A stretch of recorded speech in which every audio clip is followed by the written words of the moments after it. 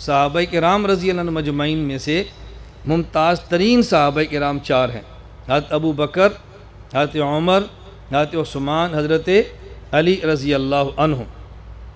صحابہ سارے مبارک ہیں، ہم مانتے ہیں ان کو، ہم مانتے ہیں، ہمارا ایمان ہے صحابہ کرام رضی اللہ عنہ مجمعین۔ صحابہ کرام کے بعد جو قرآن کریم اور احادیث کو سمجھنے والے، اب سمجھیں گے وہی نا جو قرآن کریم پڑھیں گے اور حدیث پڑھیں گے۔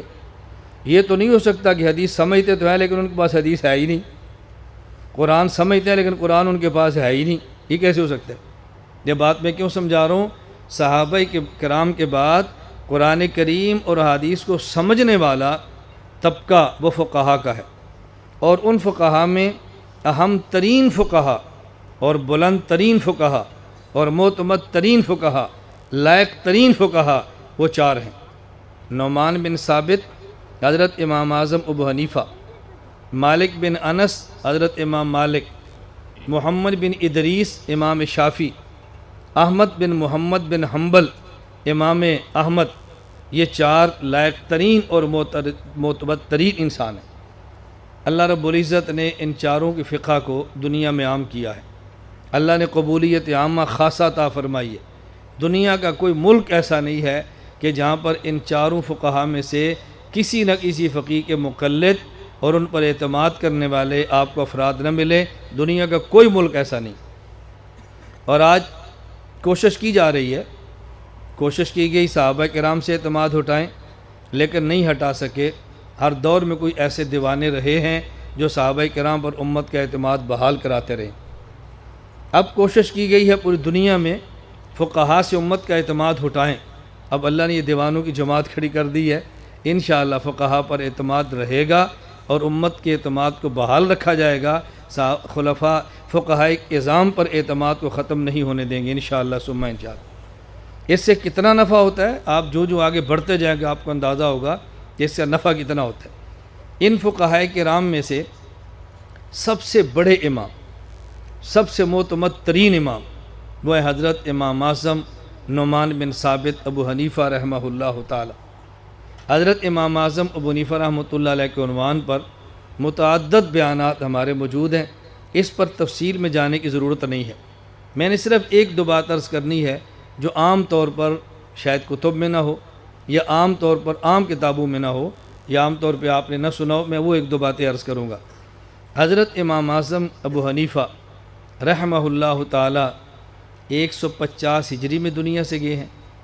حضرت امام مالک رحمۃ اللہ علیہ 179 ہجری میں دنیا سے گئے ہیں۔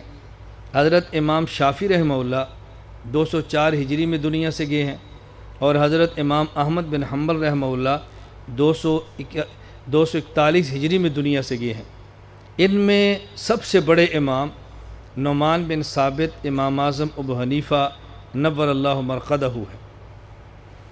ان کے بڑے ہونے کی کئی وجہ ہیں، جو میں عرض کرتا ہوں آپ اس کو ذرا پلے باندھیں۔ حضرت رسول اکرم صلی اللہ علیہ وسلم پہ جب قرآن کریم کی آیت نازل ہوئی ہے، والذی بعث فی الامیین رسولا منہم یتلو علیہم آیاتہ ویزکیہم ویعلمہم الکتاب والحکمہ وإن کانوا من قبل لفی ضلال مبین وآخرین منہم لما یلحقوا بہم، کہ اللہ نے اپنے حبیب صلی اللہ علیہ وسلم کو نبی بنا کر بھیجا، کن میں؟ امیین میں، اس سے مراد عرب۔ آگے فرمایا وآخرین، اور بعد والوں میں۔ یہ بعد والے کون ہیں؟ جب یہ آیت نازل ہوئی ہے، صحابہ کرام رضی اللہ عنہ مجمعین نے حضور اکرم صلی اللہ علیہ وسلم سے پوچھا کہ یا رسول اللہ یہ کن کے بارے میں ہے؟ ایک روایت میں آتا ہے سلمان فارسی رضی اللہ عنہ کے کندھے پر آپ نے ہاتھ رکھا اور آپ نے فرمایا لو کان العلم عند الثریہ، بعض روایات میں لو کان الایمان عند الثریہ، بعض روایات میں لو کان الدین عند الثریہ، اگلے بھی الفاظ مختلف ہیں۔ لنالہ رجل من اہل فارس، رجال من اہل فارس۔ اللہ کے رسول صلی اللہ علیہ وسلم فرمایا اگر علم، اگر دین اور اگر ایمان یہ ثریہ ستارے پر بھی پہنچ جائے تو اللہ فارس میں سے ایسا فرد پیدا کرے گا جو وہاں سے جا کر علم لے گا، وہاں سے لے کر دین لے گا اور وہاں جا کر ایمان لے گا۔ محدثین فرماتے ہیں کہ اس کا بہترین مصداق بلکہ حضرت امام سیوطی رحمۃ اللہ علیہ جو حضرت امام شافعی کے مقلد ہیں، شافعی المسلک ہونے کے باوجود فرماتے ہیں کہ اس میں کوئی شک کی بات نہیں ہے کہ اس حدیث پاک کا مصداق امام اعظم ابو حنیفہ نعمان بن ثابت رحمہ اللہ تعالی ہے۔ اب اس کی وجہ لوگ بیان کرتے ہیں، میں نے اس کی جو وجہ میں بیان کرنے لگا ہوں اس کو آپ توجہ سمجھو۔ اللہ کے نبی صلی اللہ علیہ وسلم کی ایک دوسری حدیث وہ بھی پڑھیں اور اس حدیث کو پڑھیں، پھر دونوں کو ملا کر نتیجہ نکالیں۔ حضور اکرم صلی اللہ علیہ وسلم فرمایا اصحابی کالنجوم فبأی مقتدیتم مہتدیتم، میرے تمام صحابہ ستارے ہیں، ان میں سے جس کی اقتداء کرو گے تم کامیاب ہو جاؤ گے۔ اللہ کے نبی صلی اللہ علیہ وسلم نے اپنے صحابہ کرام کو نجوم اور ستارے فرمایا، اور اس حدیث میں کیا ہے؟ لو کان الایمان لو کان العلم عند الثریا، اگر علم اور ایمان ثریا ستارے پر ہو تو فارسی آدمی آئے گا جو وہاں سے علم اور ایمان لے گا۔ نجوم نجمن کی جمع ہے، عام ستاروں کو کہتے ہیں، اور ثریا عام ستارہ نہیں، خاص ستارے کا نام ہے۔ تو اللہ کے نبی صلی اللہ علیہ وسلم کے صحابہ ستارے ہیں، ثریا خاص ستارہ ہے۔ ایسا کون شخص ہے کہ جس نے ان خاص ستاروں سے علم حاصل کیا ہے؟ ان چار فقہا میں دیکھا جائے تو تنہا امام اعظم ابو حنیفہ نعمان بن ثابت ہیں، جن نے ایک ستارہ انس بن مالک اس سے پڑھا ہے، ایک ستارہ حضرت عبداللہ بن ابی اوفا ان سے پڑھا ہے، یہ عبداللہ بن انیس ان سے پڑھا ہے، واصلہ بن اسقا ان سے پڑھا ہے۔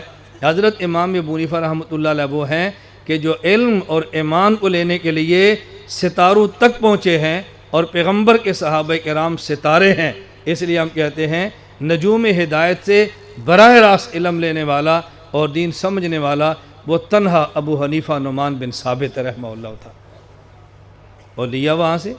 اس کے علاوہ اب علم اور دین کہاں سے لیں گے؟ حضرت امام نے وہاں سے لیا ہے۔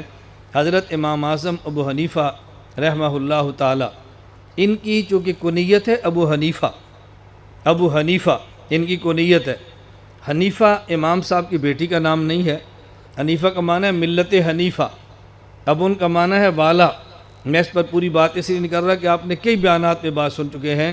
ابو حنیفہ کا معنی ہے ایسی ملت، ایسی شریعت، ایسے دین والا کہ جس میں باطل کا کوئی شبہ نہ ہو۔ اور حضرت امام ابو حنیفہ رحمۃ اللہ علیہ نے جب بھی عقلی اور جب بھی نقلی شبہات ہماری شریعت پر آئے ہیں تو ان کا جواب امام ابو حنیفہ رحمۃ اللہ علیہ نے دیا ہے۔ اگر عقلی شبہ ہے اس کا عقل سے جواب دیا ہے، اگر نقلی شبہ ہے اس کا جواب شریعت سے دیا ہے۔ حضرت امام صلی رحمۃ اللہ علیہ نے بالکل خالص دین جیسے صحابہ کرام سے لیا ہے، ایسے خالص دین آگے امت کے حوالے کیا ہے۔